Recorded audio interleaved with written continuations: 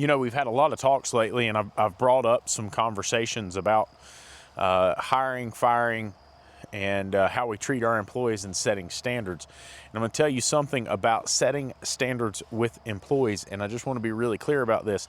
If you are setting a standard with an employee and they refuse the standard, and the standard is reasonable and rational, the problem is the employee, okay?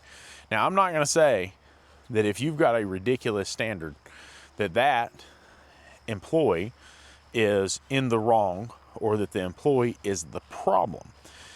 I think that you have to make sure you have a reasonable standard and understand what reasonable standards are.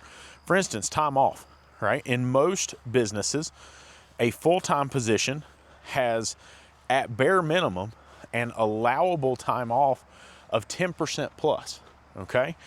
And so if you tell your guys, hey, you can't have more than 2 or 3 days off in the time that we work in a year, of course, that's irrational.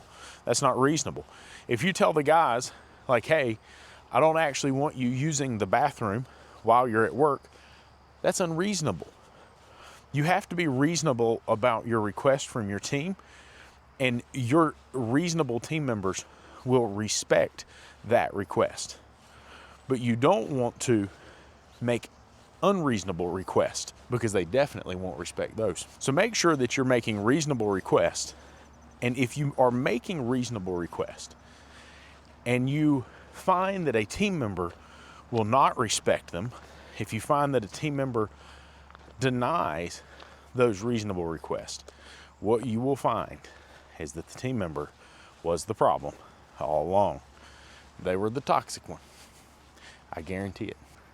Y'all have a good one.